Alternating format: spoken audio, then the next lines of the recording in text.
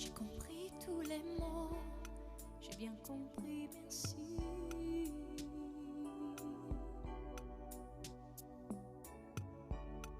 Raisonnable et nouveau, c'est ainsi par ici.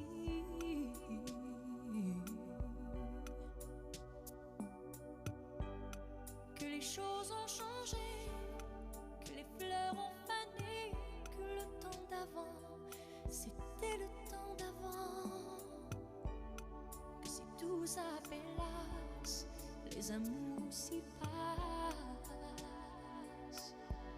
Il faut que tu saches, j'irai chercher ton cœur si tu l'emportes ailleurs. Même si dans tes danses, d'autres dansent des heures.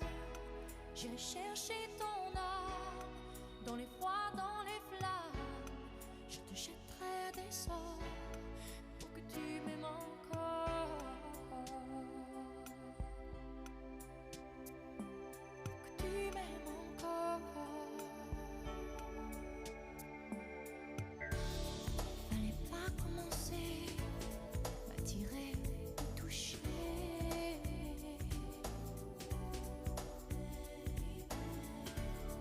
Fallait pas t'en donner, moi je sais pas jouer.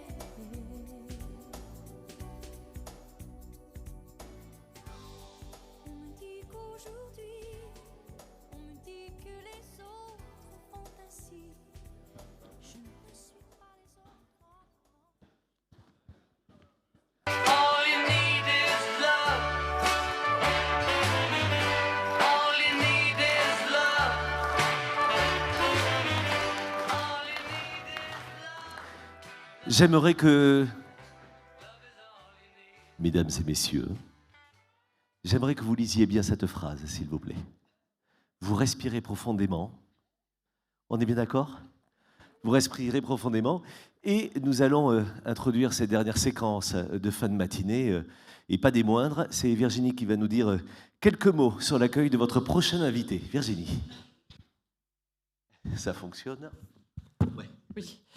Alors, nous avons l'honneur d'accueillir ce matin un ancien Premier ministre qui a un parcours remarquable, un parcours marqué par un engagement constant au service de la République.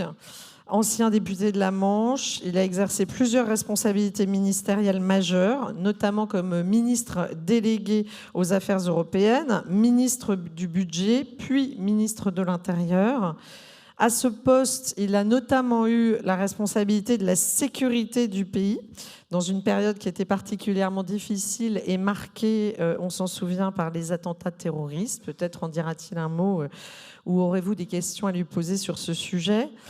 En décembre 2016, il est nommé Premier ministre par le président François Hollande, fonction qu'il exerce jusqu'en mai 2017.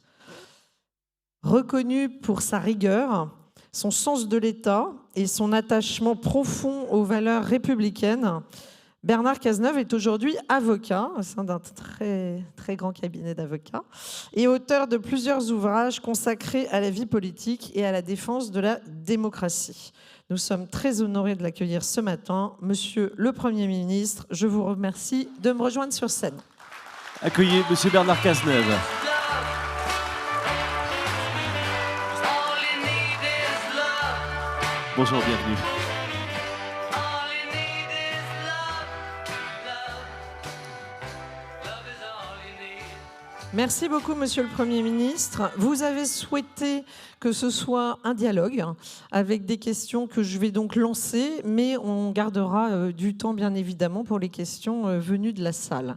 D'abord, permettez-moi de vous remercier vraiment chaleureusement d'être là avec nous, parce que, vous voyez, Croissance Plus est une association d'entrepreneurs apolitiques, mais dans le cadre de notre influence et notamment dans une période très politique en vue des présidentielles, nous sommes amenés à rencontrer un certain nombre d'acteurs politiques majeurs et à lancer des invitations, que ce soit au Spring Campus où vous nous faites l'honneur d'être là, mais aussi à des cycles de petits déjeuners ou de conférences.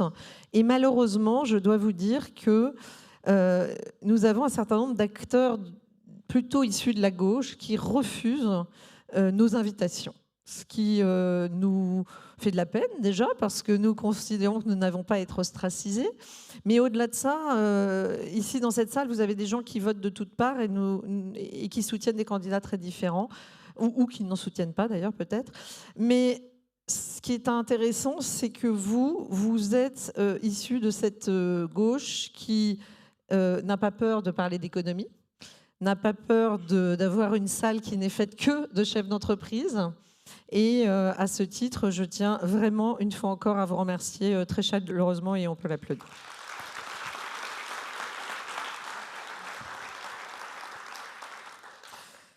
Alors peut-être pour lancer le débat, déjà peut-être nous dire pourquoi vous avez accepté notre invitation, mais j'avais envie de revenir sur ce pacte de confiance. Vous voyez, les entrepreneurs ont eu le sentiment, il y a eu plusieurs étapes, le début du quinquennat Hollande, il y a eu un peu de défiance, on a eu le sentiment qu'il y avait une forme de rupture avec un climat un peu conflictuel. On se rappelle évidemment de l'épisode des pigeons, où certains d'entre nous participaient à ce mouvement des pigeons.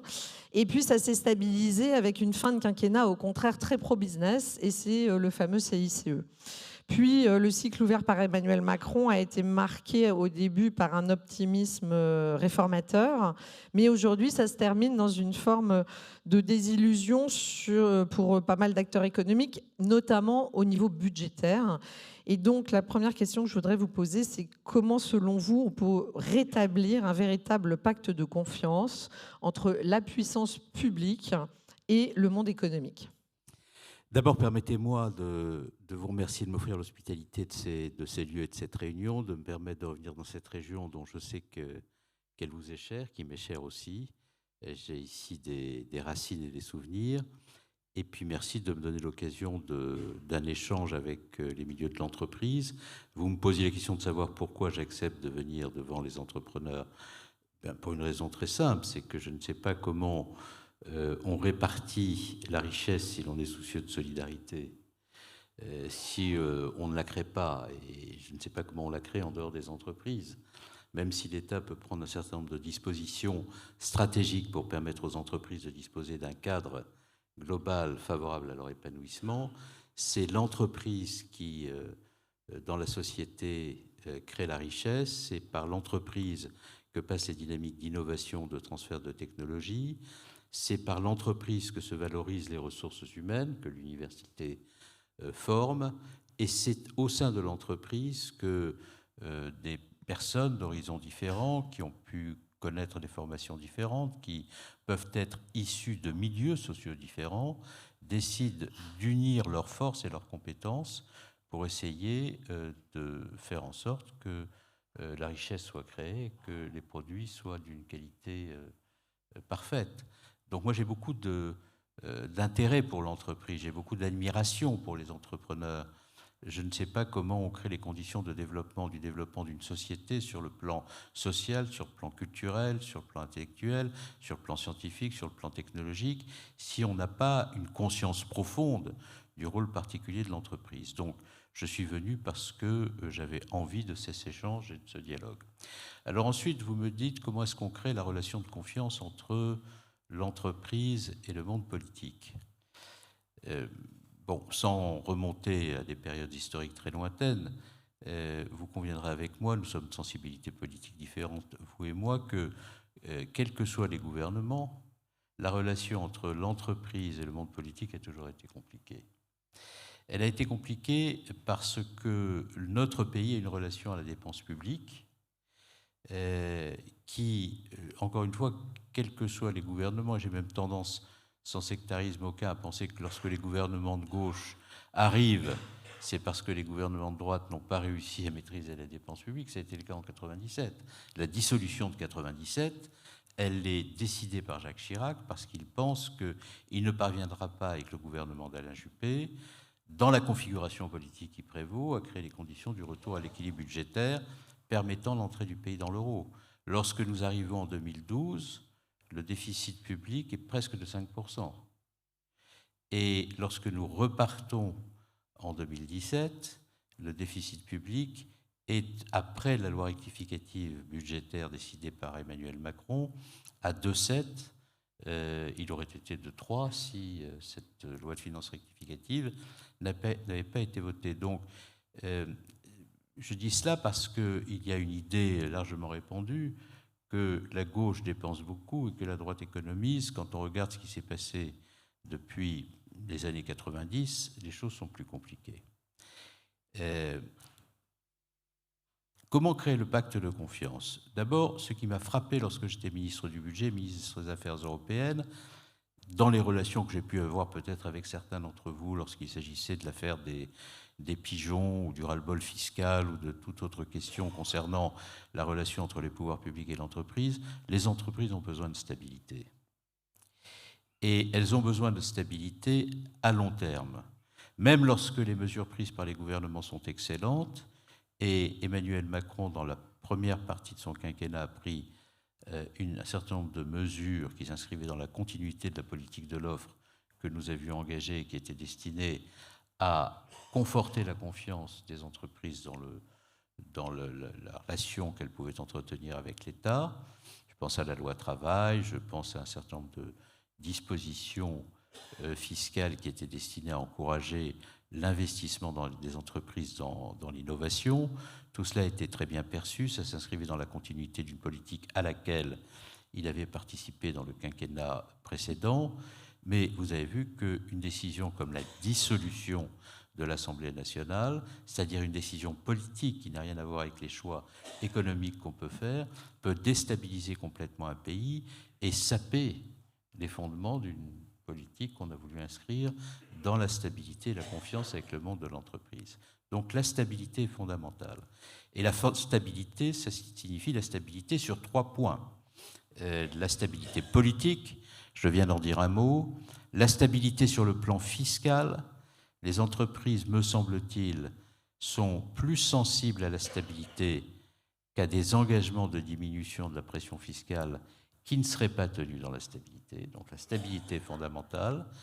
2, la relation de confiance, elle doit se faire dans la capacité des pouvoirs publics à comprendre la contrainte de l'entreprise, à ne pas considérer l'entreprise comme le lieu exclusif du rapport de force, en oubliant que l'entreprise peut être aussi un lieu de créativité, d'épanouissement, de développement.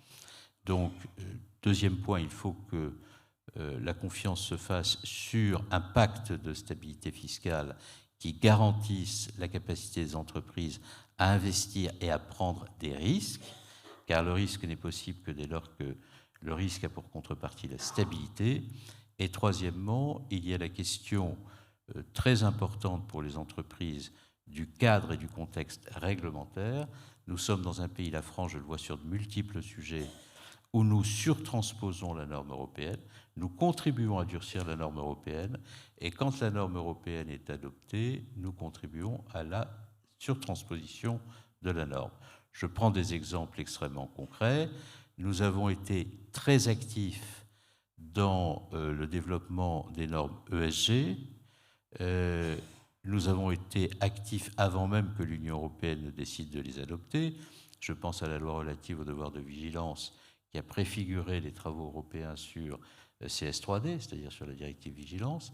Vous savez très bien, pour un certain nombre d'entre vous, que CS3D plus CSRD, c'est-à-dire obligation de reporting plus plan de vigilance, c'est beaucoup de contraintes pour les entreprises s'articulant les unes aux autres dans des domaines comparables. Et la surtransposition plus l'excès de normes, quand ça s'ajoute à l'incompréhension fiscale et à l'instabilité politique, ça donne beaucoup de départs de ceux qui peuvent contribuer à la création de richesses et au développement technologique d'un pays vers l'extérieur. Donc pour moi, le pacte de confiance, il repose sur 3 piliers. Créer les conditions d'une clarté et d'une stabilité politique, créer les conditions d'une stabilité et d'une intelligence fiscale, et ça, on pourra parler de ça si vous voulez le détailler. Et troisièmement, ça repose sur une conception de la relation de l'économie à la norme, qui ne doit pas conduire à la déréglementation complète, mais qui ne doit pas non plus conduire à la surtransposition de toutes les normes en obérant la compétitivité de nos propres entreprises dans un contexte où cette compétitivité doit être confortée. je termine sur un point. Moi, je crois beaucoup que l'économie ne fonctionne bien que dès lors que ceux qui peuvent prendre des décisions concernant l'économie regardent la réalité de l'entreprise telle qu'elle apparaît, telle qu'elle est. On peut tourner le problème dans tous les sens, mais il y a un décalage de 100 à 120 milliards entre le niveau des charges qui pèsent sur les entreprises françaises et le niveau des charges qui pèsent sur les entreprises allemandes, c'est-à-dire à l'intérieur d'un même marché. Et vous avez vu que les Allemands communiquent beaucoup sur la difficulté extrême à laquelle leurs entreprises sont confrontées, pour des raisons qui tiennent moins au niveau de leurs charges qu'au fait que leur croissance est tirée par le gaz russe à bas prix, c'est plus le cas, et par les exportations vers la Chine, c'est moins le cas. Bon. Et donc, le niveau des charges, c'est bien entendu important, mais la compétitivité, elle dépend aussi de choses qui ne dépendent pas simplement d'un pays, c'est-à-dire le contexte géopolitique, son évolution, ses conséquences. Et lorsque des choix de politique publique non pertinents sont faits, qui peuvent, dans un contexte géopolitique qui évolue, se révéler funestes, la compétitivité des entreprises est obérée. Quand les Allemands décident unilatéralement, sans en parler aux autres Européens, de sortir du nucléaire après Fukushima et à se mettre dans la dépendance du gaz russe, ils obèrent la compétitivité à terme de leur économie par des choix de politique intérieure qui peuvent se révéler funestes quand le contexte géopolitique évolue. Ce sont tous ces éléments qu'il faut prendre en compte à la fois, et un bon pilotage économique et politique d'un pays dépend de la capacité que l'on a dans le plus grand pragmatisme et avec le souci de l'intérêt général de faire fonctionner le pays en tenant compte de l'ensemble de ces éléments. Merci, Monsieur le Premier ministre. Donc, vous avez évoqué 3 piliers. On va peut-être essayer d'aller un peu plus en profondeur sur un des premiers sujets qui nous anime beaucoup chez Croissance Plus depuis de très longues années. Et comme vous le dites, c'est un débat qui a touché, qui a traversé les périodes et quelles que soient les étiquettes politiques. C'est le sujet des finances publiques. Notre sujet, il est qu'évidemment, on voit bien que notre pays doit redresser ses dépenses publiques. On a connu cette époque où la gauche articulait l'ambition sociale et la crédibilité économique. Et puis là, plus récemment, on a eu des débats, notamment autour de cette fameuse taxe Zuckman, par exemple. Donc la question que je voudrais vous poser, c'est comment parvenir justement à ne pas faire peser cet effort que sur les entreprises, ou d'abord sur les entreprises et sur ceux qui créent la valeur et l'emploi. Bon, c'est un vaste sujet, dont je sais qu'il est particulièrement sensible pour vous. Je ne tiens pas un discours en fonction des publics. Et nous vous en remercions. Donc je ne vais pas tenir un discours qui est destiné à vous être agréable. Je vais tenir un discours qui me paraît juste compte tenu des défis auxquels on est confronté. Premier point, c'est la question de la dépense publique. Nous sommes dans un pays au sein duquel la dépense publique rapportée au PIB est parmi l'un des plus élevés de l'Union européenne. Ce n'est pas contestable. Je crois qu'il doit y avoir le Danemark devant nous, et encore je ne suis plus sûr que ce soit le cas. Et la différence entre la France et le Danemark, c'est qu'au Danemark, la dépense publique est élevée rapportée au PIB, mais la qualité des services et la relation aux entreprises est très différente qu'elle n'est en France, ce qui fait que le consentement à l'impôt est très fort. Dans un pays où la dépense publique est très importante. Je dis cela parce que beaucoup des penseurs libéraux considèrent que c'est le niveau de la dépense publique rapportée au PIB qui fait la faiblesse du consentement à l'impôt. Non, ce qui fait la faiblesse du consentement à l'impôt, ce n'est pas l'importance de la dépense publique rapportée au PIB, c'est la qualité de service et la stabilité qu'on offre aux entreprises pour continuer à se développer, qui permet de faire le consentement à l'impôt. Si vous avez une dépense publique forte dans un pays très productif, où la compétitivité des entreprises est forte et permet de garantir le financement de l'État-providence, vous n'avez pas de problème de consentement à l'impôt.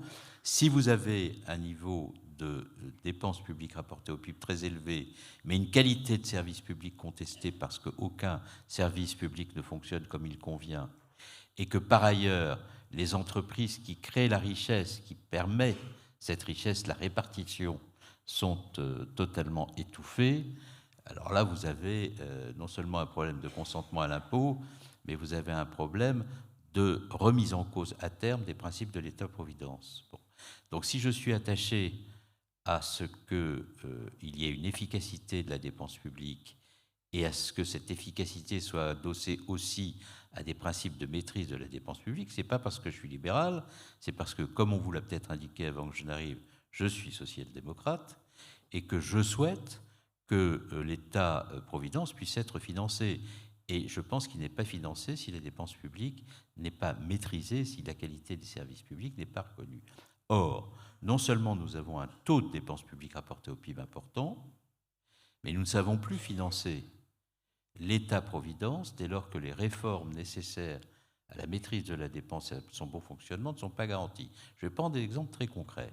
Vous avez, dans la dépense publique, à peu près les 2/3 aux 3/4 de la dépense publique qui concerne la dépense sociale, c'est-à-dire la dépense retraite, la dépense financement du chômage, la dépense relative à l'assurance maladie, etc. etc. Bon. Si je prends les retraites, certains de mes amis politiques se sont réjouis de la remise en cause de la réforme des retraites dans le cadre du vote du budget qui vient d'intervenir. Bon, très bien, on peut très bien considérer, et il m'est arrivé de le penser, même de le dire, que la réforme qui avait été votée l'avait été dans des conditions et selon un certain nombre de ses modalités contestables. Mais si vous dites que vous remettez en cause la réforme des retraites telle qu'elle a été votée, ou pour des raisons qui tiennent à ses défauts, vous ne pouvez pas vous abstenir d'expliquer par quoi vous la remplacez. Pourquoi ? Parce que lorsque l'État-providence a été conçu et que le Conseil national de la résistance a mis en place la retraite par répartition, il y avait en gros 4 salariés pour 2 retraités. Aujourd'hui, vous avez 2 salariés pour 4 retraités.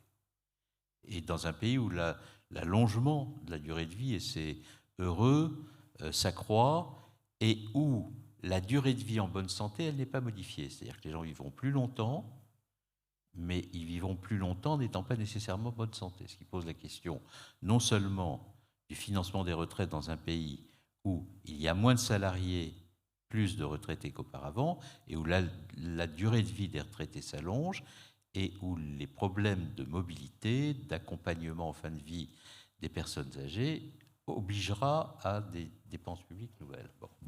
Donc, je ne sais pas, pour ce qui me concerne, comment on finance le système de retraite sans prendre des décisions. Bon.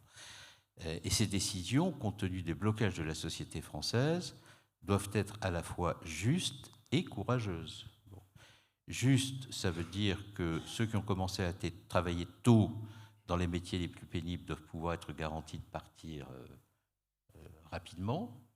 Les salariés qui furent mes interlocuteurs à Cherbourg, qui étaient dans les chantiers de construction navale où on inhalait de l'amiante, doivent pouvoir partir tôt, parce qu'au moment où ils partent, ils sont déjà atteints de maladies qui les condamnent,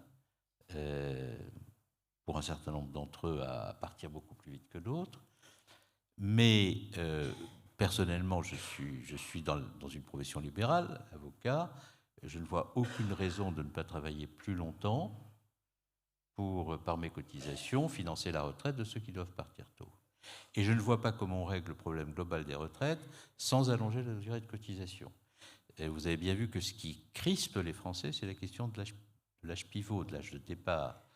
Bien, je pense qu'on peut allonger la durée de cotisation sans modifier l'âge de départ et mettre de la souplesse dans l'âge de départ pour permettre à ceux qui veulent travailler plus longtemps pour financer la retraite de ceux qui doivent partir tôt de le faire, c'est-à-dire mettre de la souplesse dans le système, parce que si vous ne mettez pas de la souplesse dans le système, vous ne pourrez pas mettre de la justice dans le système au bénéfice de vous. Ce sont des réformes qu'il faut faire. De la même manière, il y a une grande réforme à faire des effectifs dans un certain nombre de secteurs de la fonction publique. Je me souviens de la révision générale des politiques publiques sous le gouvernement de François Fillon. On avait décidé de ne pas remplacer un fonctionnaire sur 2. Mais comme on l'a fait de façon mécanique selon la logique du rabot, pour rendre soutenable cette politique, on a augmenté significativement les bonifications indiciaires des fonctionnaires restants. Si bien qu'à la fin de cette période de 5 ans, la dépense publique consacrée au financement des salaires et des rémunérations des fonctionnaires était plus importante qu'avant que la réforme ne soit engagée. Ça a été le cas notamment au ministère de la Défense. On a supprimé 54 000 emplois au ministère de la Défense. On a augmenté massivement les bonifications indiciaires. J'ai fait une mission avec un parlementaire UMP à l'époque, conjointe, qui nous a conduit à constater que cette réforme avait été plus coûteuse qu'elle n'avait rapporté. Donc, ce qu'il faut parvenir à faire, c'est regarder les conséquences de l'introduction de l'intelligence artificielle, du numérique, des déflations d'effectifs d'élèves dans l'éducation nationale pour engager une grande réforme de l'organisation de l'État qui permette, hors la dépense sociale, de maîtriser la dépense publique, y compris d'ailleurs dans la ration de l'État aux collectivités territoriales, car la dépense des collectivités territoriales a beaucoup augmenté. Tout ça doit être fait. Et la question de la dépense publique doit être une question dont la gauche s'empare et dont l'ensemble du paysage politique s'empare. Parce que si nous ne créons pas les conditions de la gestion de la dépense publique et si nous ne créons pas les conditions de l'efficacité de la dépense publique, l'État-providence est mort. Et dans un pays comme le nôtre, qui est très souvent secoué par ce que Michel Vinocq appelle la fièvre hexagonale, la remise en cause des principes de l'État-providence, c'est le retour de la confrontation de tous contre tous, dans un pays où les dégagismes sont puissants et où les dégagismes sont caractérisés par la grande capacité à la démagogie de leurs propos. C'est-à-dire que ceux qui sont les plus enclins à préconiser la rupture sont, par leur discours et leur vote à l'Assemblée nationale, ceux qui font la démonstration de leur capacité à accroître les défauts du système par la convocation de la démagogie la plus chimiquement pure. Donc, il faut traiter ces questions. Et il faut les traiter de façon extrêmement courageuse. De la même manière, comment est-ce qu'on articule la question de la dépense publique et la question de l'impôt ? Je ne pense pas qu'avec 5,4% de déficit budgétaire et 3 500 milliards d'euros de dette, et un niveau de pourcentage de dette rapporté au PIB là aussi ayant complètement explosé, on puisse se dispenser d'appeler les entreprises à contribution et les Français les plus riches. Mais il faut le faire avec des impôts qui ne soient pas une folie. Si vous mettez en place un dispositif fiscal, ce que la gauche n'a jamais fait, la gauche quand elle a mis en place l'impôt sur la fortune, n'a jamais taxé l'outil de travail. Jamais. Mais si vous inventez un impôt de 2,5% sur le patrimoine qui oblige ceux qui ont un patrimoine incluant dans son assiette l'outil de travail à céder une partie de la détention du capital qui permet en même temps la maîtrise souveraine de l'appareil industriel français pour pouvoir payer l'impôt dont ils sont redevables, vous organisez ni plus ni moins que l'ouverture au grand vent de la prédation des entreprises dont le capital est détenu par des intérêts français. Moi, je ne veux pas d'une politique fiscale qui oblige la cession des actions ou la mise en place d'un dispositif de détention par l'État des actions que les détenteurs du capital seraient obligés de céder pour payer un impôt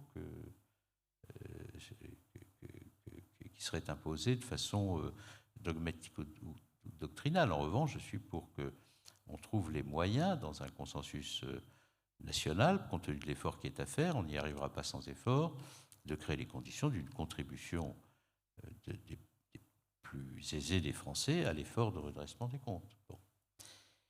Et c'est une affaire de dosage et de compréhension de ce que sont les contraintes de l'économie. Vous évoquiez la période Hollande au début. Ce qui a fait le ras-le-bol fiscal et l'affaire des pigeons, c'est que nous étions obligés de redresser les comptes dans un laps de temps très court compte tenu de nos engagements européens et des risques de décrochage qui pesaient sur l'économie française.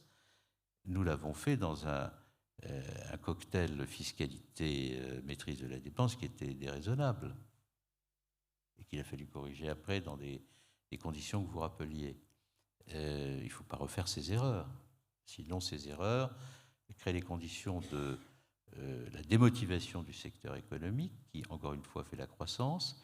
Si vous démotivez et créez les conditions du départ des forces vives du pays, vous créez les conditions d'une moindre croissance, et à ce moment-là, la dégradation des comptes publics est la première conséquence de ce que vous avez fait en voulant les rétablir par le seul truchement de l'impôt. Donc, il faut parvenir à créer les conditions d'un équilibre qui permettent de sortir le pays du décrochage. Je termine sur ce point en disant que tous les sujets dont je viens de parler ne seront pas ceux de l'élection présidentielle.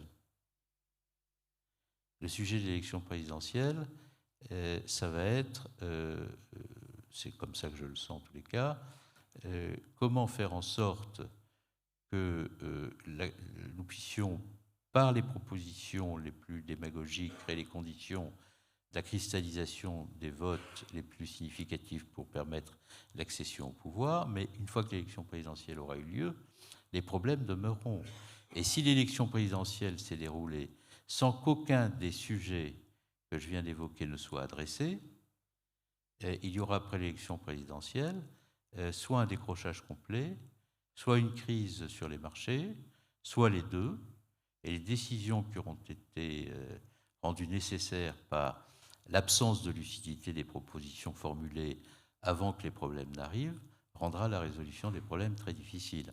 Nous sommes dans une situation, il faut avoir le courage de le dire, comparable à celle qu'a connue la France à la fin de la Quatrième République.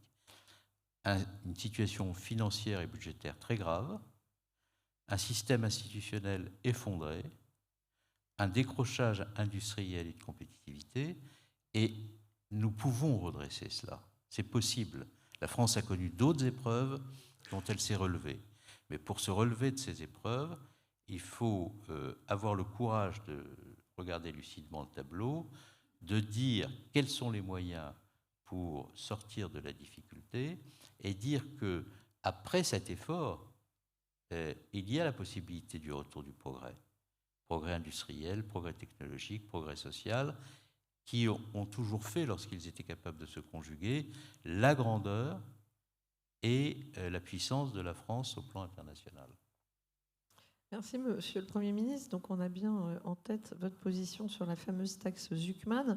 Je tiens à rappeler pour notre auditoire que vous avez été celui qui, avec beaucoup de panache et de courage, a quitté le Parti socialiste au moment précis où le Parti socialiste a constitué avec LFI le NFP.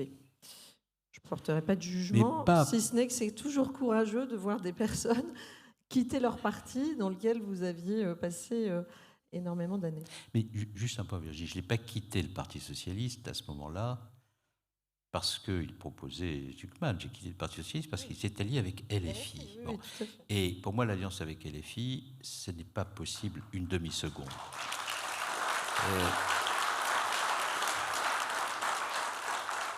Et je veux, en quelques minutes, vous dire pourquoi. D'abord, j'ai vécu au gouvernement des moments extraordinairement difficiles qui ont été les attentats. Et j'ai dû, pendant cette période où la menace était partout et où la confrontation entre les Français aurait pu s'instaurer si nous avions convoqué toutes les outrances et toutes les facilités de langage qu'on s'autorise désormais sans se poser à aucun moment les questions des conséquences que ces outrances et que ces excès peuvent avoir sur le corps social, et qui seront des blessures durables. Il a fallu mettre en place l'état d'urgence. Lorsque nous avons mis en place l'état d'urgence, j'avais l'extrême droite, représentée à l'époque par les mêmes figures que celles qui portent la parole de cette famille politique au Parlement, dire toutes les mesures préventives que vous prenez avec la loi sur le renseignement, l'état d'urgence, etc., ne servent à rien parce que la seule manière de régler ce problème, c'est d'arrêter totalement la politique migratoire. Et j'avais à l'extrême gauche, qui existait déjà, même si elle était moins forte qu'elle ne l'est aujourd'hui, ceux qui considéraient que toute mesure destinée à conforter les moyens des services de renseignement ou à prévenir le terrorisme était de nature à mettre en place la surveillance de masse ce qui était tout à fait normal compte tenu de la position que j'occupais, puisque dans la République, un ministre de l'Intérieur est structurellement et nécessairement un personnage qui organise tous les moyens de la répression à l'égard de ceux qui peuvent revendiquer. Et quand je me suis battu contre l'islamisme, c'est-à-dire un totalitarisme idéologique qui conduisait au déploiement de la violence extrême dans les rues de Paris et dans les villes en semant la désolation, la tristesse, l'effroi et le chagrin dans le pays. On m'a reproché d'être islamophobe, mais lutter contre une idéologie totalitaire dont les premières victimes sont les musulmans eux-mêmes, et dont les musulmans, dans leur immense majorité en France, demandent qu'on les libère. Ce n'est pas une manifestation d'islamophobie. Se battre en France pour que la laïcité soit une valeur qui demeure comme ce qu'elle a été dans l'esprit de ses concepteurs, une valeur de liberté, la possibilité de croire ou de ne pas croire, et dès lors qu'on a fait le choix de sa religion, d'être garanti qu'on pourra la vivre librement parce que l'État n'en reconnaît aucune. C'est consubstantiel à la République. Faire en sorte que les principes de l'État de droit puissent être défendus à tout moment contre la violence extrême et faire en sorte que ce soit les institutions de la République qui portent cela, c'est-à-dire refuser la théorie de la consubstantialisation de la violence à la police. Il peut y avoir des policiers racistes et violents, il faut les sanctionner. Mais il n'y a pas d'ordre donné dans la République à la police pour qu'elle se comporte ainsi. J'ai été habité de tout cet héritage républicain qui m'avait été légué par mon père, instituteur laïque, par toute cette histoire dont j'estimais que la gauche était dépositaire, et voir mon parti, héritier de Blum, de Mendès, de Jaurès et de tas d'autres, signer un accord avec une organisation dont je voyais bien qu'elle plongeait dans le communautarisme pour cristalliser une clientèle à son profit, permettant à son leader Maximo, par ailleurs démocrate minimo, d'être garanti qu'il pourrait bénéficier du socle électoral dont il avait besoin, tout ça était insupportable. Donc, je ne me suis pas posé la question de savoir s'il était de mon intérêt ou de mon avantage de prendre la décision que j'ai prise. Je l'ai prise parce qu'elle était dictée par ma conscience. Lorsque j'ai pris cette décision, j'ai été excommunié pour l'avoir prise. Ensuite, on s'est rendu compte peut-être que j'avais eu raison de la prendre. Comme j'avais eu raison de la prendre, on m'a excommunié une deuxième fois. Et puis maintenant, voilà qu'on se met à se rallier à la position qui était la mienne. Et donc là, maintenant, c'est une raison de troisième excommunication, parce qu'être obligé de se rallier à la position de ceux qu'on a excommuniés deux fois, il faut vraiment les faire oublier. La politique, ça n'est pas ça. C'est de prendre des positions, de s'y tenir lorsqu'on croit qu'elles sont justes, et de ne pas naviguer en permanence, de ne pas godiller en permanence pour essayer de séduire, de sauver l'idée que l'on se fait de son destin personnel. Et c'est parce que la politique aussi est devenue cet exercice où l'insincérité, le calcul et la combinaison sont parfois partout, que la confiance, y compris avec vous, est abîmée. Et tout ce dont on vient de parler, qui est nécessaire, et qui appelle un effort, et un effort dont il faut dire qu'il sera considérable, parce que il y a énormément de choses à redresser, et que si nous avons de l'ambition et l'envie que le progrès, l'espérance, l'unité du pays soit retrouvée, il faudra être capable de faire cet effort. Nous ne le ferons pas s'il n'y a pas une sincérité, s'il n'y a pas une sincérité d'engagement, une clarté de pensée. Et donc c'est pour ça que j'ai fait ça. C'est pas parce que je savais que j'allais venir à Arcachon et que je pourrais recueillir quelques applaudissements pour l'avoir fait. Je ne le savais pas au moment où je l'ai fait. Mais je l'ai fait parce que ça m'apparaissait nécessaire compte tenu de la conception de la politique qui doit prévaloir dans un contexte où la politique s'est affaissée dans le calcul et l'insincérité. Merci beaucoup. Comme vous le comprenez, aux applaudissements nourris de la salle, votre propos fait chaud au cœur. On peut peut-être... Je ne vais pas arranger mes affaires auprès des excommunicateurs. Mais enfin, bon. Excommunication numéro 4. Donc on a parlé du pilier de la stabilité, de la baisse de la dépense. Peut-être un mot sur l'Europe, parce que d'abord, vous connaissez ça très bien. Vous avez été ministre délégué aux Affaires européennes à un moment qui était particulièrement charnière. Est-ce que vous diriez que l'Europe protège davantage qu'elle ne contraint Ou est-ce qu'aujourd'hui, elle contraint davantage qu'elle ne protège? Là encore, pardon, dans le domaine économique Dans le déjà, domaine parce économique, que si on va sur la géopolitique... Donc je pense que l'Europe ne protège pas suffisamment parce qu'elle contraint trop, et sur le plan économique. Et je veux m'expliquer. Vous avez vu que les États-Unis, depuis que le président des États-Unis a décidé de faire divorcer la démocratie des principes de l'état de droit et le monde libre de la relation transatlantique, pour dire les choses de façon schématique, ont décidé sur la plupart des questions qui relèvent de l'économie, et ce n'est pas né avec Trump simplement, sauf que Trump assume de façon outrancière et excessive des positions que ses prédécesseurs avaient parfois esquissées sans toujours aller au bout de la logique qu'ils avaient esquissée. Lorsque Biden met en place l'Inflation Reduction Act, l'IRA, il le fait avec la volonté de faire en sorte qu'une grande partie de l'argent public américain serve à accompagner les entreprises américaines dans la transition écologique et dans le développement de la technologie qui garantit la domination par l'industrie et l'économie américaine des relations commerciales internationales et assure la suprématie de l'économie américaine sur le reste de l'économie mondiale. Ça vaut pour l'IA, ça vaut pour toute une série de questions que vous connaissez. Et nous, pendant ce temps-là, lorsque nous proposons de fusionner Alstom et Siemens pour avoir un géant économique européen qui permette de résister à cette concurrence, nous avons la commissaire à la concurrence qui dit ce que vous êtes en train de prévoir n'est pas conforme au droit de la concurrence européen. Le droit de la concurrence européen est fait pour les consommateurs.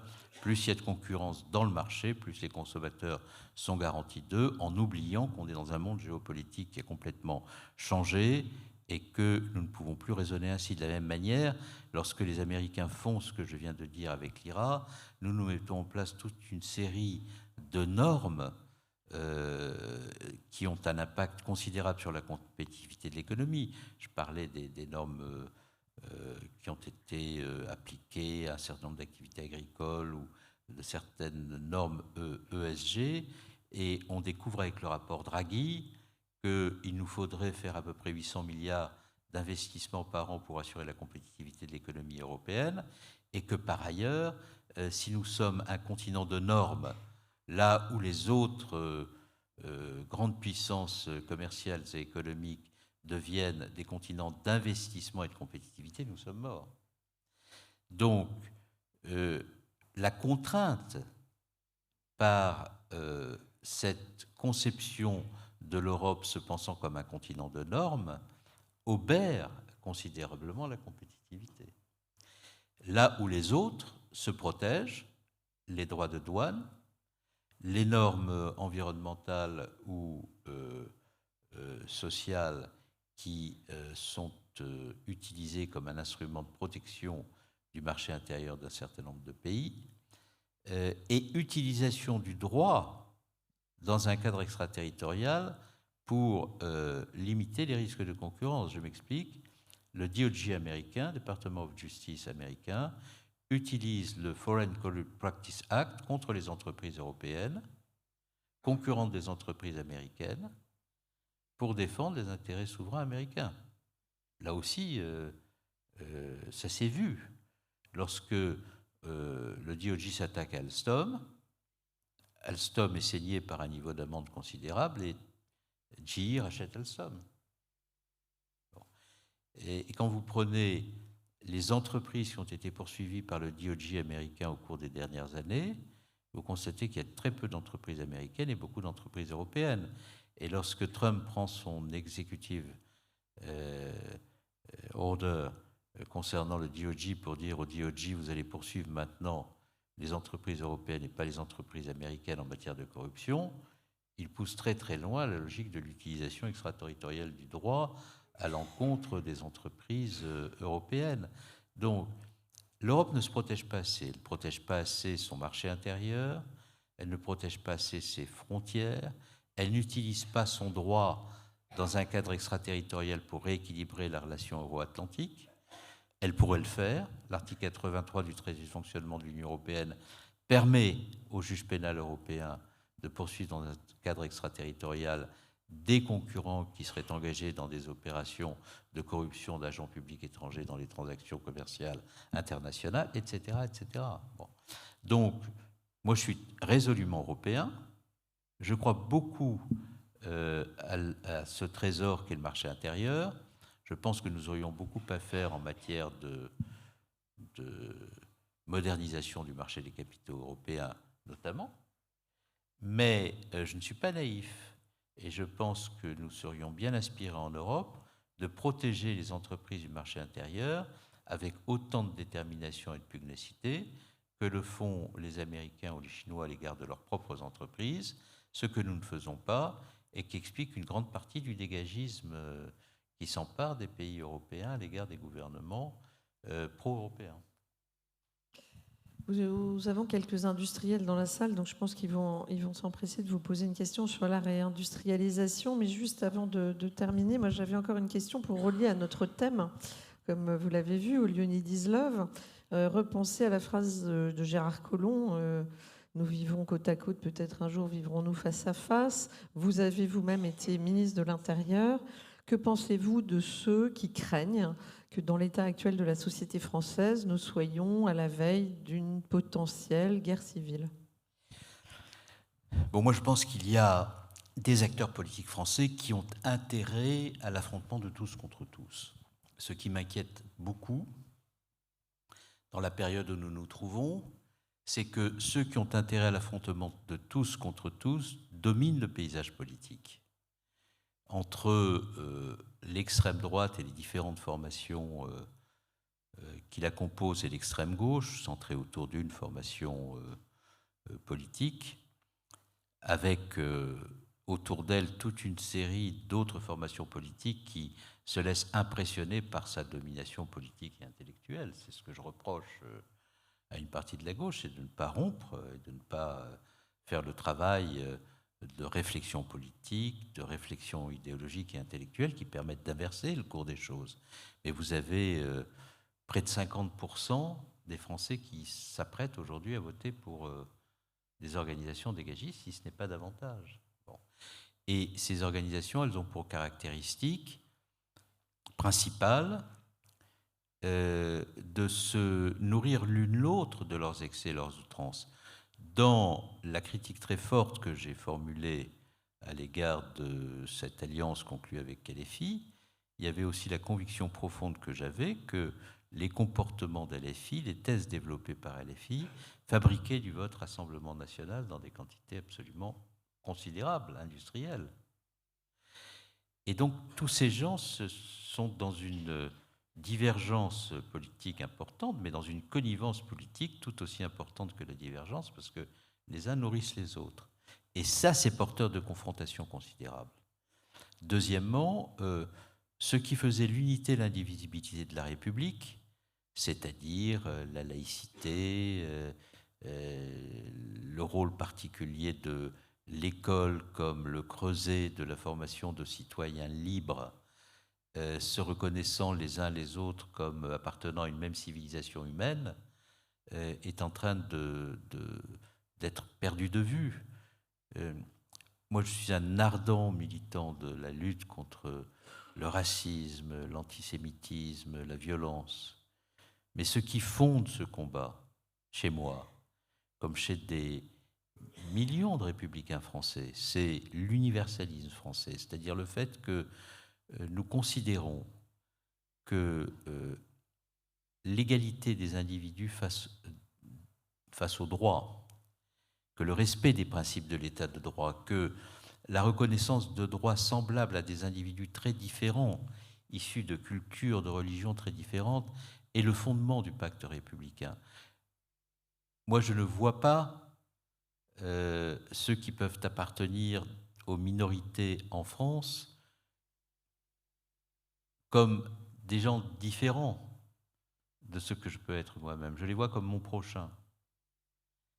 Et ce qui fait que nous vivons ensemble alors que nous sommes fondamentalement différents, c'est la conjonction de deux phénomènes. Un premier phénomène qui renvoie à ce que l'humanisme a en lui de plus précieux, de plus fort, de plus profond, c'est la capacité par l'altérité de reconnaître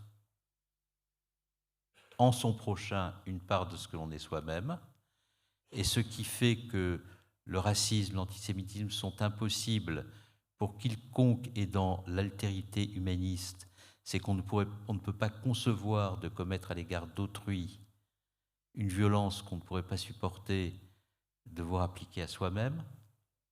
Ça suppose que nous ayons conscience, pour que cette valeur s'exprime pleinement et qu'elle soit facteur d'apaisement, ça implique que nous soyons dans la conviction que nous appartenons à la même civilisation humaine et que le fait d'appartenir à la même civilisation humaine nous conduit à valoriser cette appartenance à la même civilisation humaine en la faisant prévaloir sur l'appartenance aux communautés qui constituent cette civilisation et qui peuvent nous conduire à nous différencier les uns des autres. C'est-à-dire qu'il y a dans l'altérité une forme de reconnaissance de l'autre comme son prochain, le sentiment d'appartenir à un même ensemble, à une même civilisation, qui nous conduit, encore une fois, à ne pas exclure l'autre en raison de ce qu'il est. Mais ça suppose, pour que cela fonctionne, qu'il y ait des règles dans la société minimales,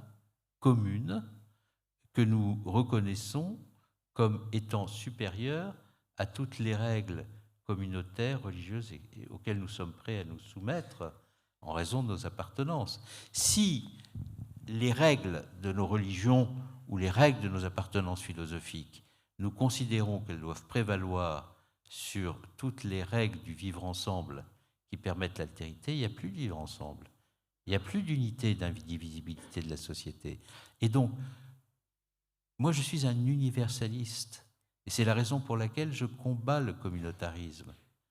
Et c'est la raison pour laquelle je suis sans concession à l'égard des manifestations d'antisémitisme ou d'instrumentalisation de telle ou telle clientèle de quartier à des fins électorales, en donnant à ces clientèles de quartier, qu'on méprise par ailleurs, lorsqu'on les considère comme des clientèles, le sentiment que la République est tout entière tournée par ses institutions et ses règles contre les habitants de ces quartiers. Vous voyez, je prends un exemple très concret qui a été beaucoup évoqué ces dernières semaines. Beaucoup de jeunes dans les quartiers peuvent avoir le sentiment que, et je le dis sincèrement, parfois, et même souvent à juste titre, que les contrôles les concernent eux plus que les autres. Et dans ce cas-là, le devoir d'un républicain, ce n'est pas de dire à toute cette jeunesse « révoltez-vous contre les institutions de l'État » puisqu'elles sont toutes entières tournées contre vous. Le rôle d'un républicain, c'est de faire en sorte que l'égalité réelle, le respect dans la relation que les institutions de l'État entretiennent à tous les territoires et à ceux qui y vivent, deviennent la règle commune. Si cela est la règle commune, alors l'altérité devient possible. Mais si on encourage le communautarisme en donnant le sentiment que toutes les institutions de la République sont tournées contre les communautés au motif qu'on a décidé de faire de cet argument un argument politiquement avantageux dans la perspective des élections, tout s'effondre.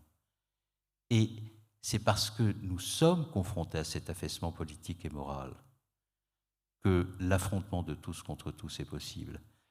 Et c'est parce qu'il est très difficile d'y résister lorsque l'outrance et parfois la colère et parfois la rage sont mises au service de cette stratégie, qu'il est très difficile par la nuance, par la pensée républicaine de résister à tout ça. Il faut beaucoup de détermination et de courage parce que penser comme ça lorsque les réseaux sociaux, les communautés sur les réseaux sociaux, la pensée identitaire domine tout, c'est une raison d'excommunication supplémentaire. Donc, moi, je suis bien entendu face à des chefs d'entreprise, ils ont leurs préoccupations, ils ont leurs questions, et elles me préoccupent grandement. Je suis aussi en face de citoyens, donc comme l'occasion m'est donnée de vous dire ce que je crois, je me permets de vous mettre en garde contre l'ère du temps. Et vraiment d'appeler à la résistance à l'ère du temps. Ça appelle beaucoup de courage et de détermination. Mais à chaque fois que l'ère du temps était terrible pour la nation, et ça s'est produit. N'oubliez pas que quelques semaines avant que De Gaulle ne déferle dans les rues de Paris en août 1944, il y avait autant de monde pour accueillir Pétain les semaines et les mois qui avaient précédé. Mais à un moment donné, il y a eu un sursaut, il s'est passé quelque chose, il y a eu un courage, il y a eu une force, il y a eu un élan moral, il y a eu la détermination d'une poignée d'individus qui ont emmené avec eux tout un peuple et qui ont réussi à faire en sorte que l'inversion des choses soit possible. Eh bien, il faut que ce soit possible. Sinon, il y aura ce dont Virginie parlait un instant, en évoquant la parole d'un de mes successeurs à Beauvau. Nous serons face à face, mais nous serons face à face dans la confrontation. Et il ne restera plus grand-chose de la nation. Et c'est cela qu'il faut à tout prix éviter. Merci, Monsieur le Premier ministre.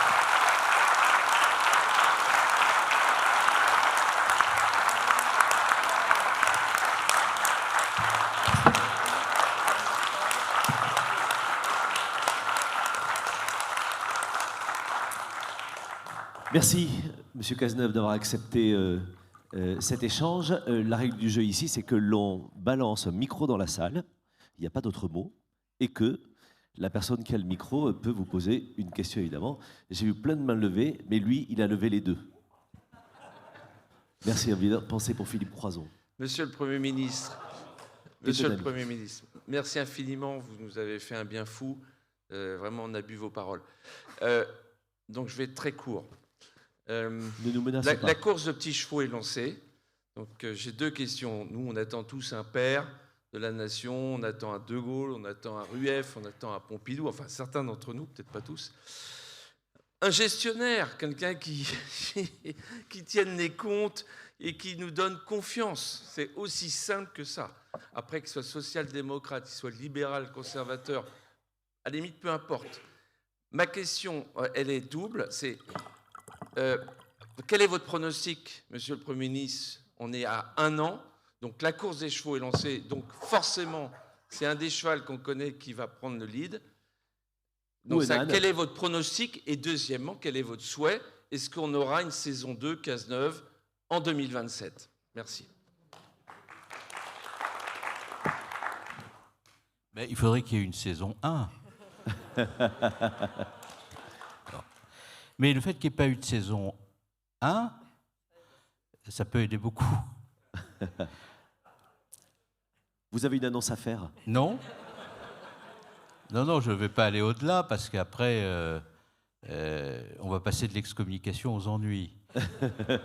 Mais il ne faut pas exclure les ennuis si on veut être utile au pays. Moi, pour répondre à cette question, moi, je n'ai pas d'ambition pour moi-même, mais vous avez bien compris que j'ai la passion de mon pays. Bon. Et je suis très triste de la situation qui prévaut aujourd'hui. Donc, le devoir de quiconque a la passion de son pays dans le contexte actuel, c'est de tout faire pour aider. Quelle forme peut prendre cette aide? Nous verrons bien. Vous avez vu qu'il y a beaucoup de candidats. Parmi tous les candidats qui existent, tous ne sont pas des chevaux. Il y a des ânes.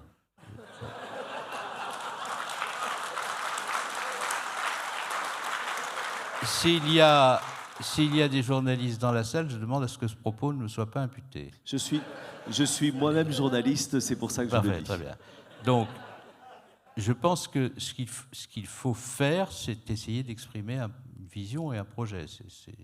C'est là la priorité pour moi. Bon. Ensuite, on va voir comment les choses se passent dans les mois qui viennent. Et encore une fois, moi, je n'ai jamais reculé devant aucun obstacle. Et je n'ai pas peur de cette échéance. Mais je vois aussi ce que provoque chez les Français la multiplication des candidatures. Donc, il faut laisser les choses se faire et on verra bien ce qui se passe. Bon. Mais quand je dis qu'on verra bien ce qui se passe, ça ne veut pas dire qu'il n'y a pas de détermination. La détermination, c'est la lucidité, c'est la préoccupation du pays. Ce n'est pas les manœuvres constantes pour soi-même. Ça, je ne vous donne pas 4 mois avant que les Français soient saturés de cela. Et c'est peut-être à ce moment-là, d'ailleurs, qu'il sera temps de sortir les petits chevaux ou les grands pur sang, je ne sais pas, on verra.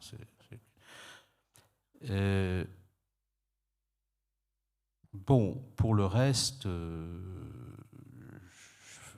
ma conviction très profonde, c'est qu'il y a finalement 2 catégories d'acteurs politiques aujourd'hui. une première catégorie dans laquelle on trouve la majorité de ceux qui s'expriment et qui sont candidats. Ils pensent que la France est plus petite qu'eux.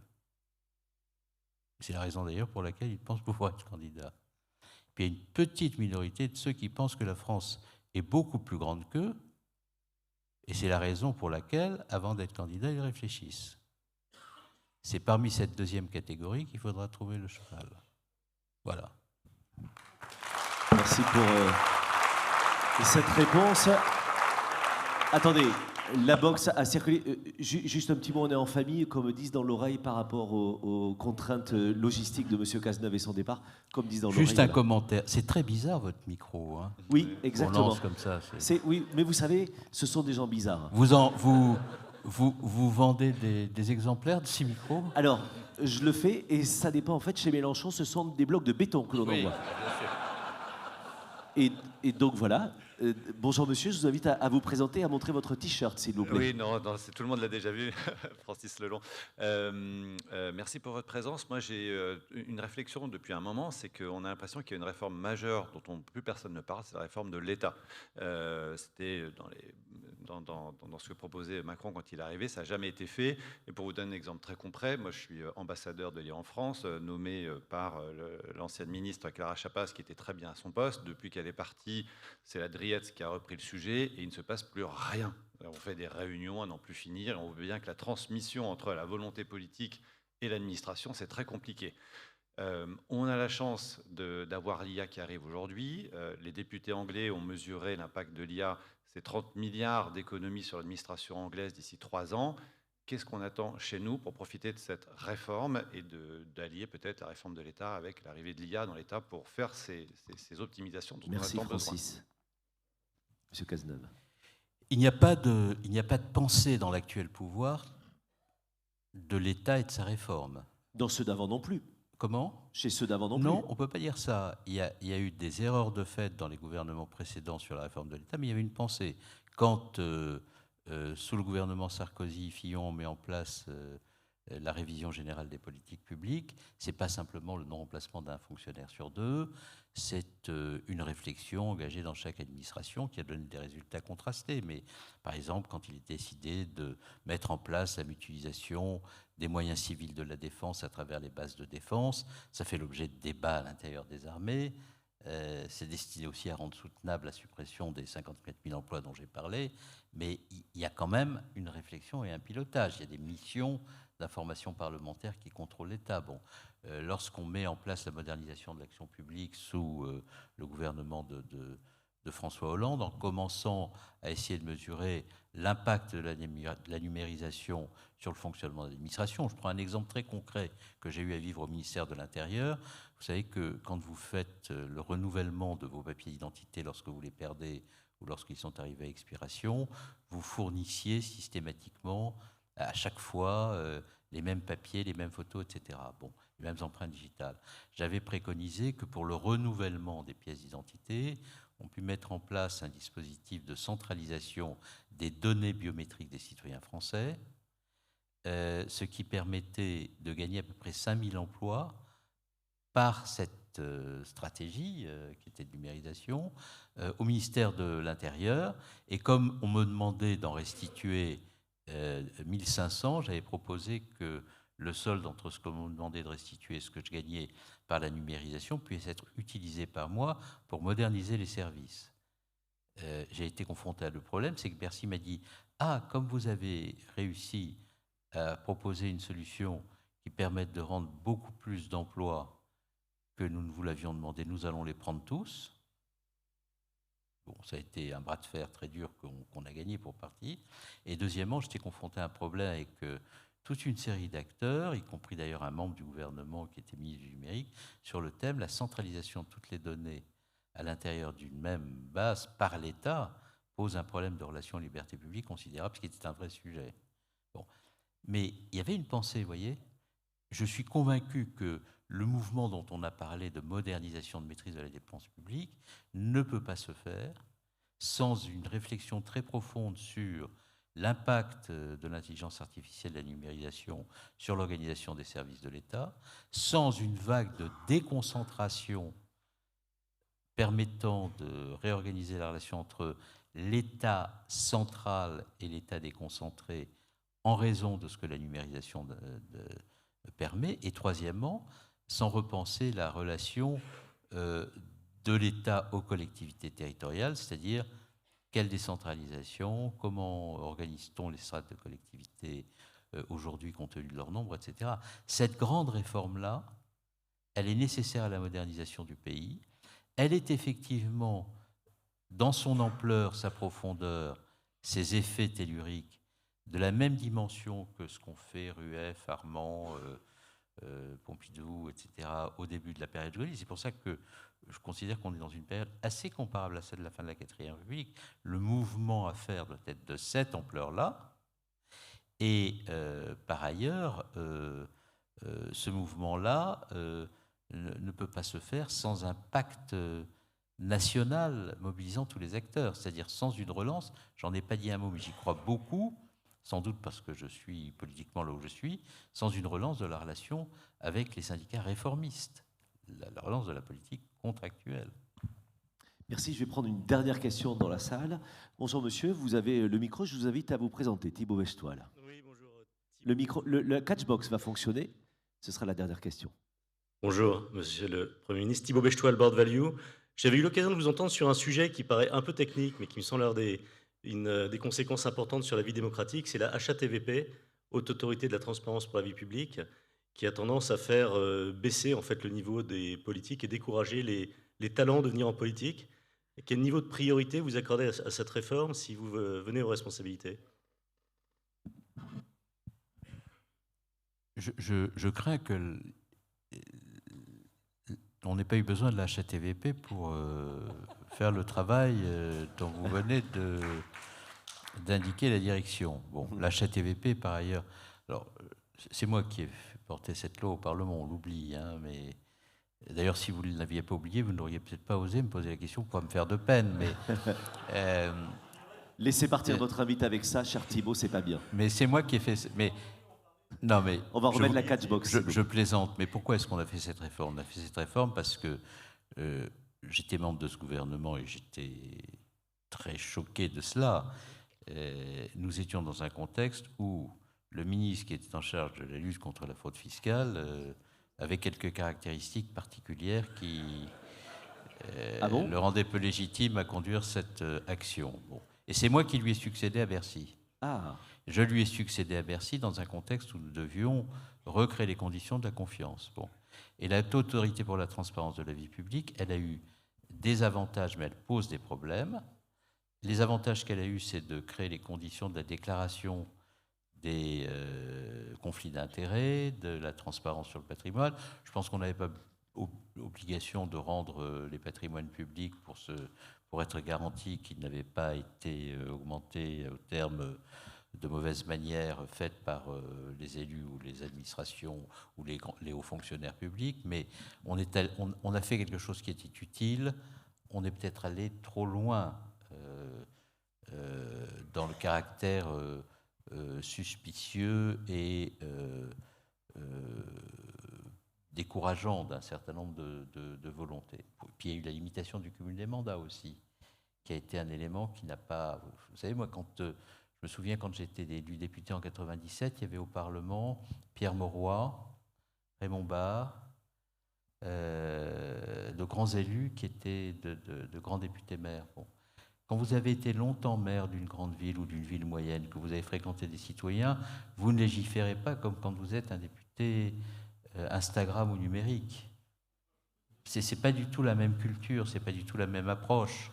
Hein, les Jacques Chaban-Delmas, les Pierre Mauroy, les Gaston Defferre, les Jacques Chirac, les grands chanteurs, tous ceux qui étaient, enfin je ne les cite pas tous, mais parce que la liste est longue et qu'on arrive au terme de l'exercice, mais vous aviez là des grandes personnalités qui avaient acquis dans la relation avec les citoyens, dans l'exercice de la responsabilité publique, une compétence, un sens profond de ce que sont les territoires et ceux qui y vivent, une connaissance profonde de ce que sont les problèmes des Français, qui les conduisait, lorsqu'ils légiféraient, à retenir leurs mains, ou en tous les cas à maîtriser leurs plumes quand ils écrivaient les textes.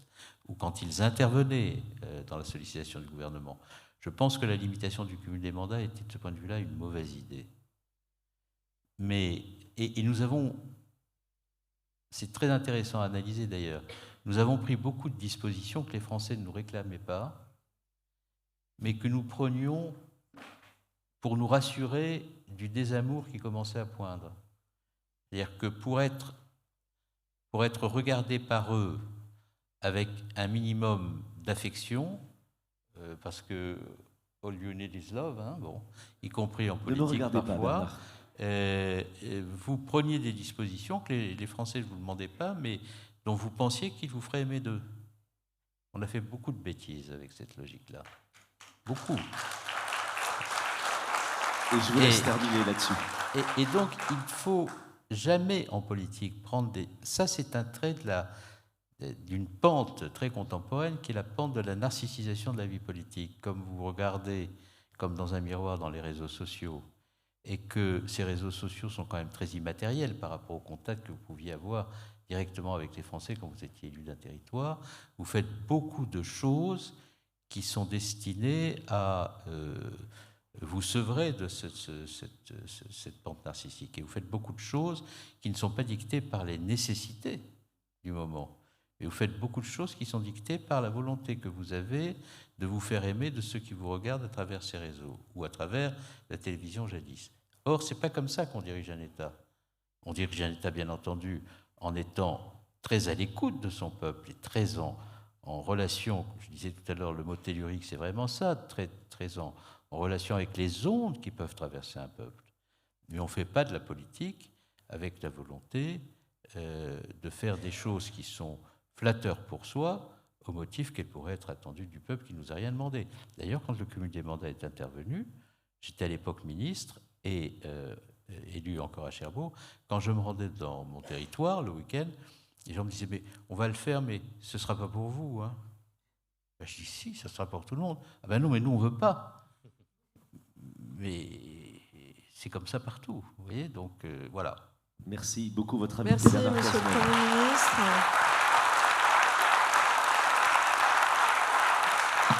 Juste pour rebondir sur la RGPD, enfin l'autorité plutôt de la transparence de la HATVP, il se trouve que j'ai été confrontée à ça et je pense que vous aviez une bonne idée, c'est-à-dire qu'il faut quand même moraliser et que c'est normal qu'on vérifie qu'il n'y a pas d'enrichissement personnel pour des gens qui ont des responsabilités politiques. À mon avis, le petit point d'amélioration, c'est de ne pas rendre ça public, car on est quand même un pays qui se gargarise de la jalousie, d'aller regarder les patrimoines des uns et des autres. Mais je pense qu'ici, personne ne serait choqué si on demandait une transparence, si elle restait au niveau d'une auto, comme Bercy. On n'a pas de problème à se partager des informations confidentielles si on est sûr qu'elles restent confidentielles. Donc, il est rare que les plus vertueux soient les voyeurs. Oui. Et donc, on n'avait pas besoin d'aller... Enfin, j'ai moi-même conçu cette loi, donc je la défends dans son esprit, elle était nécessaire, la moralisation de la vie publique est nécessaire, mais il faut bien comprendre que cette espèce de... La transparence totale, c'est le totalitarisme le plus absolu. Voilà. Merci. Merci beaucoup, Monsieur le Premier ministre. Nous étions très heureux, très fiers de vous accueillir. Et merci de votre temps et de la brillance de votre propos. Applaudissez votre invité ce matin, Monsieur Bernard Cazeneuve. Et je vous garde dans la salle quelques minutes, s'il vous plaît. Les participants, je vous garde dans la salle parce que j'ai 2-3 consignes à vous donner. Juste le temps de laisser sortir Monsieur Cazeneuve. J'ai des consignes importantes à vous donner, ça va durer 30 secondes. Juste pour laisser le débat, voilà. Virginie est en train de vendre sa voiture à Bernard Cazeneuve qui n'en veut pas. Donc voilà, on les laisse discuter évidemment pour voir cela. Juste les croissancistes, s'il vous plaît. D'abord, un dernier applaudissement pour saluer votre invité, bien sûr. Merci beaucoup. Juste, les participants, je vous garde pour vous donner 2-3 petites infos. D'abord, pour cet après-midi, j'ai vu le troc sur le groupe WhatsApp, etc. Donc non, ne troquez pas vos activités. Merci de respecter les activités pour lesquelles vous êtes inscrits. Si jamais vous ne pouvez pas, vous ne pouvez plus y aller, etc., dites-le à l'organisation qu'il y a une liste d'attente de gens qui veulent votre place. Mais l'année dernière à Biarritz, il y en a plein qui ont planté à la dernière minute et il y avait des ateliers à moitié vides alors que d'autres auraient bien aimé y participer. Donc si vous n'allez pas à une activité, vous le dites. Si vous y allez, vous respectez, s'il vous plaît, voilà, selon l'inscription. 2, le repas est prévu, c'est exceptionnel. D'ailleurs, on va vous faire manger aujourd'hui. Et c'est juste après le dessert qu'on va se barrer pour les activités, etc. Une fois que je vous ai dit tout ça, je dois vous dire que ce soir, il y a la croisière apéro. Et donc, pour la croisière apéro, c'est pas du tout à la jetée qui est devant nous. C'est la jetée Thiers qui est à 4 minutes 12 à pied, mais sur votre gauche en sortant du palais. Donc c'est vraiment de l'autre côté, la jetée Thiers. Le départ est à 18h45 précis. C'est-à-dire que le gars qui arrive à 18h46 en s'exclusant sur le groupe WhatsApp, on s'en fout, il ne sera pas sur le bateau, puisque le bateau sera parti. Évidemment, tout ça c'est fait. Voilà, très bien. Et la croisière revient, il y aura des sacs vomitoires, tout ça, tout ça vous connaissez. Et voilà, au cas où l'apéro ne soit pas passé. Et donc, pour cela, notamment, à 21h, on a le dîner qui commence ici, sur lequel on ne vous servira qu'un plat et un dessert, et vos connaissances, ça ne vous suffira pas. Donc voilà, donc 18h45, jetez de tir là-bas, etc. Le reste, vous rappelez que demain, début à 8h45 précise, on avance le programme d'un quart d'heure demain. Donc à 8h44, je fais l'appel dans la salle, s'il vous plaît. Je vous souhaite un joyeux après-midi, mesdames et messieurs. À tout à l'heure.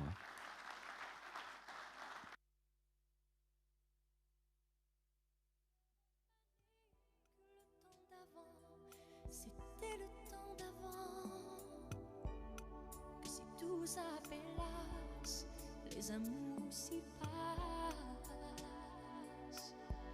Il faut que tu saches, j'irai chercher ton cœur si tu l'emportes ailleurs, même si dans tes danses, d'autres dansent des heures. J'irai chercher ton âme dans les froids, dans les flammes. Je te jetterai des sorts pour que tu m'aimes encore. Pour que tu m'aimes encore. Fallait pas commencer, m'attirer, me toucher.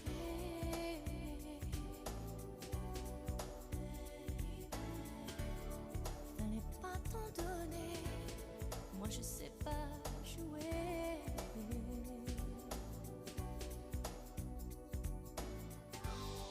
On me dit qu'aujourd'hui, on me dit que les autres font ainsi. Je ne suis pas les autres, non, non, non. Avant que l'on s'attache, avant que l'on se gâche, je veux que tu saches, j'irai chercher ton cœur si tu l'emportes ailleurs, même si dans tes danses, d'autres dansent tes heures. J'irai chercher ton âme dans les froids, dans les flammes. Je te jetterai des sorts pour que tu m'aimes encore. Je trouverai des langages pour chanter tes louanges. Je ferai nos bagages pour d'infinis vendanges. Les formules magiques des marabouts d'Afrique, je dirai sans